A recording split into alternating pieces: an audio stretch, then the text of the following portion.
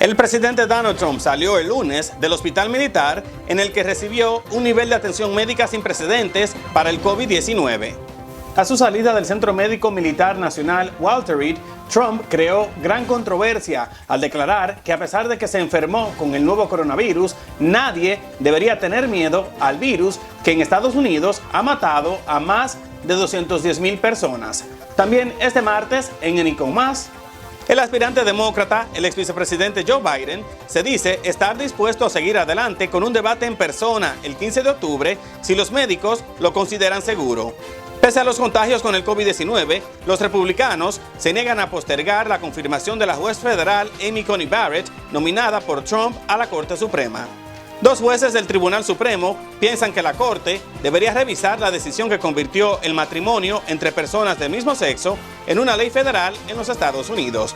Los magistrados Clarence Thomas y Samuel Alito señalaron que el fallo infringe la primera enmienda de la Constitución, que garantiza la libertad religiosa. A través de una videollamada, así testificó Eric Trump, el hijo del presidente Trump, ante los investigadores de la Fiscalía del Estado de Nueva York, que revisan las prácticas comerciales de la compañía de su familia. La tormenta tropical Delta se fortalece y amenaza con azotar la península mexicana de Yucatán como un huracán de categoría 3 o mayor para después avanzar hacia los Estados Unidos.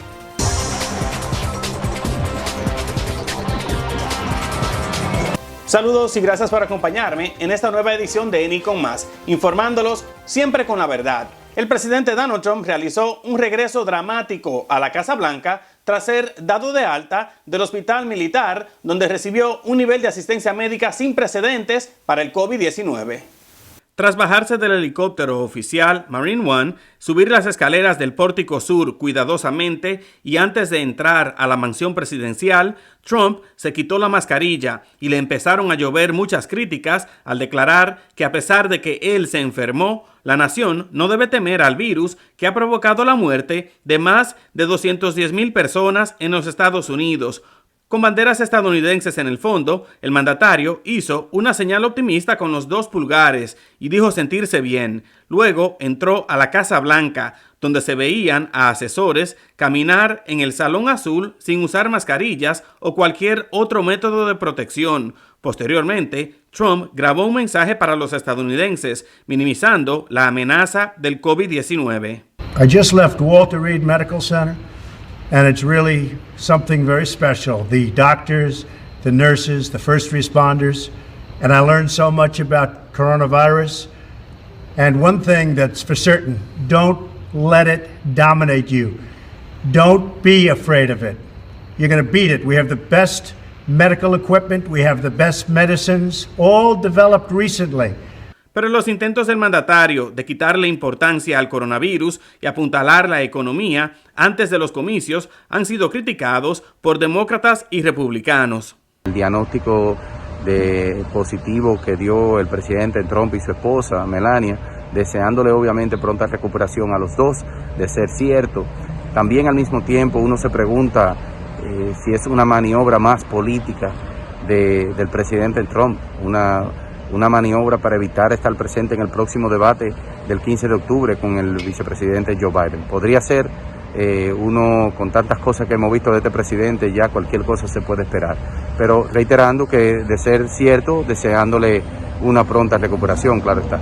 El senador republicano por Texas, John Cornyn, dijo al diario Houston Chronicle que el mandatario había bajado la guardia, tratando de mostrar que el país estaba dejando atrás al virus y que había generado confusión sobre cómo mantenerse a salvo. El presidente salió del hospital tras 3 días de hospitalización y seguirá recibiendo tratamiento en la mansión presidencial, ya que según su doctor, el comandante de la Armada, Sean Conley, Trump sigue siendo capaz de contagiar a otros y no estaría completamente fuera de peligro por una semana más.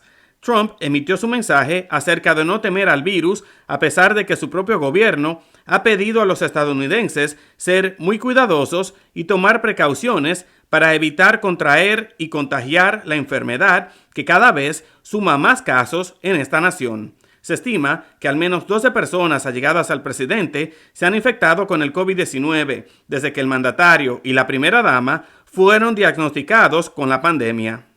El ex vicepresidente Joe Biden ha dicho estar dispuesto a seguir adelante con el próximo debate presidencial pautado para el próximo 15 de octubre si los médicos lo consideran seguro, a pesar de que el presidente Donald Trump fue diagnosticado con COVID-19. Hablando con reporteros antes de abordar un vuelo para un acto de campaña en Florida el lunes, el aspirante presidencial demócrata se negó a decir si cree que el próximo debate debería hacerse de forma virtual. En vez de ello, Biden indicó que atendería a la ciencia y que si los médicos consideran que es seguro, que la distancia es segura, entonces cree que sí se debería realizar en persona. En el primer debate presidencial, Biden y Trump mantuvieron una distancia de unos 10 pies uno del otro, pero ninguno utilizó mascarilla durante el evento. Los planes para el segundo debate, que se llevará a cabo en Florida, están en duda después de que Trump fuera diagnosticado con el COVID-19 y los organizadores desde ya anunciaron cambios para el debate entre el actual vicepresidente Mike Pence y la compañera de fórmula de Biden, la senadora por California, Kamala Harris, programado para este miércoles.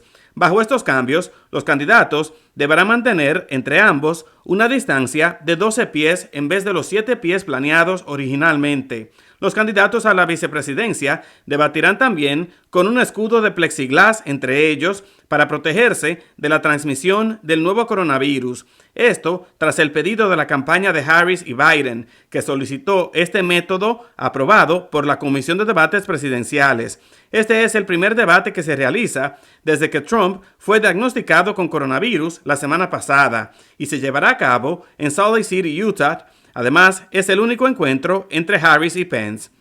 Y a pesar de que el Senado ha suspendido operaciones por los contagios con el nuevo coronavirus, los republicanos han decidido seguir adelante con la confirmación de la juez federal Amy Coney Barrett, quien fue nominada para la Corte Suprema.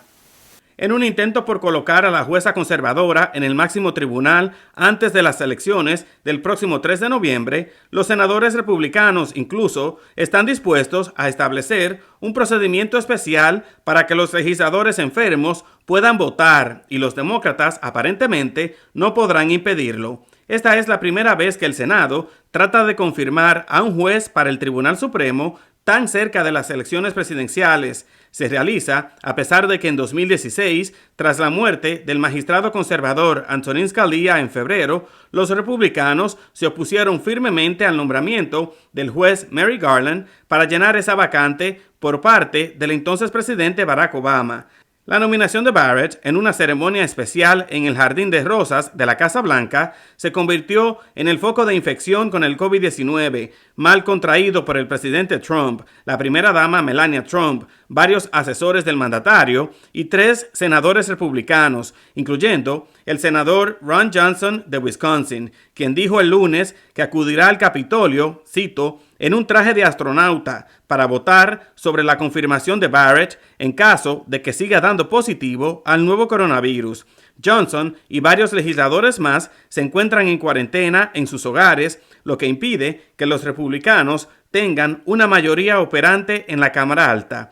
Aún así, el senador Lindsey Graham, presidente de la Comisión de Asuntos Jurídicos, dijo que su panel aprobaría la confirmación de Barrett para la semana del 26 de octubre, dejando todo listo para una votación en el Pleno del Senado una semana antes de los comicios. Barrett, que ha servido como juez federal por solamente 3 años, tras ser nombrada por Trump para la Corte de Apelaciones para el 7º Circuito en 2017, fue nominada para llenar la vacante que dejó la juez liberal Ruth Bader Ginsburg en la Corte Suprema.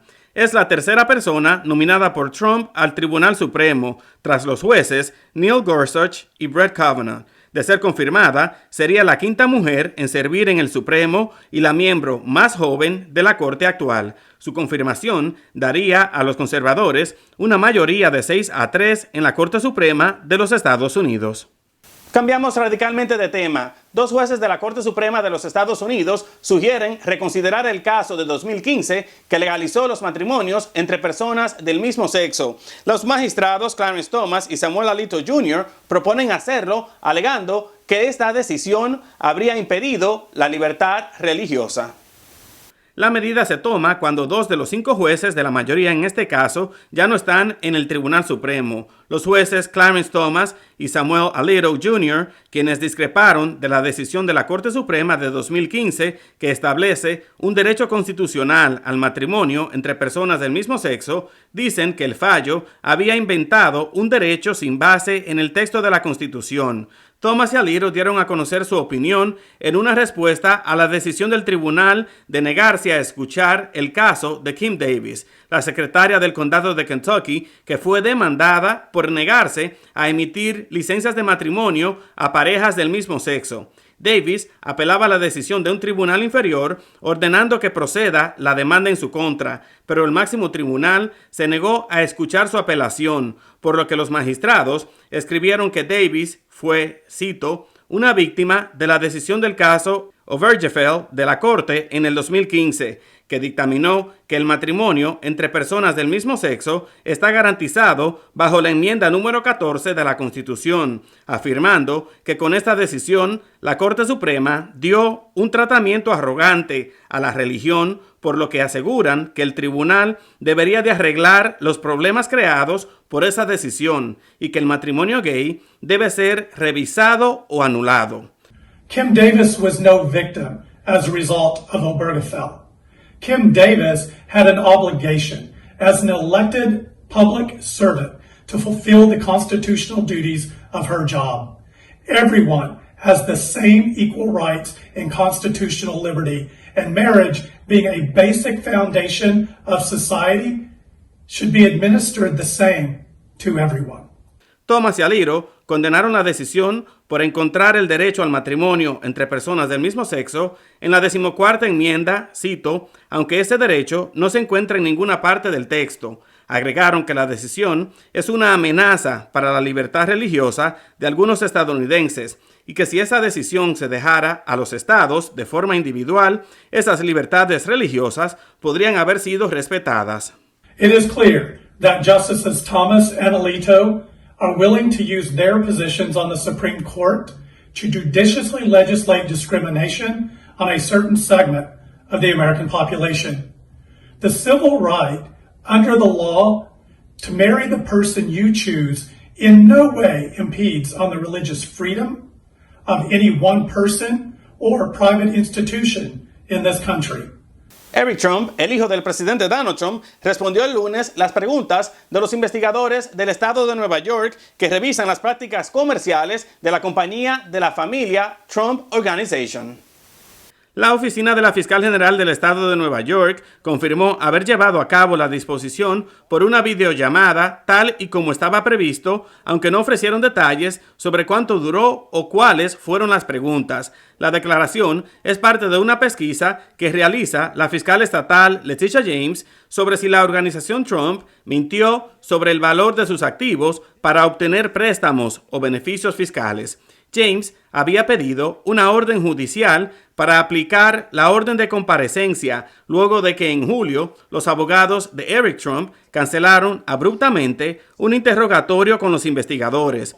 Un juez había dado al hijo del presidente hasta el miércoles para que testificara, luego de haber rechazado una solicitud para postergarlo hasta después de las elecciones presidenciales del próximo 3 de noviembre. La investigación de la Fiscalía es de naturaleza civil más que criminal y hasta la fecha no se ha informado que se haya quebrantado alguna ley, pero el presidente Trump acusó a la fiscal James y al gobernador Andrew Cuomo de acosar todos sus negocios en Nueva York, en busca de cualquier cosa que puedan encontrar para hacerlo quedar lo peor posible.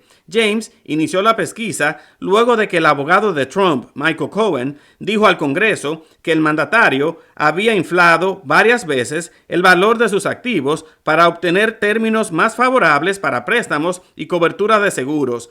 Tras ser elegido presidente en 2016, Trump anunció que ya no estaría involucrado en las operaciones cotidianas de la organización Trump, pero que pasaría a responsabilidades de sus hijos adultos, Eric y Donald Trump Jr. Pasamos a otro tema. La tormenta tropical Delta se fortaleció rápidamente en el Mar Caribe con el potencial de azotar la península mexicana de Yucatán como un huracán de categoría 3 o mayor para después avanzar hacia los Estados Unidos. Esa región de México sufrió grandes daños tras el paso de la tormenta tropical Gama, que golpeó sus populares destinos turísticos durante el fin de semana, obligando a miles de personas a evacuar sus hogares en los estados de Chiapas y Tabasco. Gama se degradó a depresión tropical el lunes tras su catastrófico paso por el sureste de México, donde dejó a cientos de miles de damnificados, miles de viviendas dañadas y un saldo de al menos 10 muertos, incluyendo 2 menores.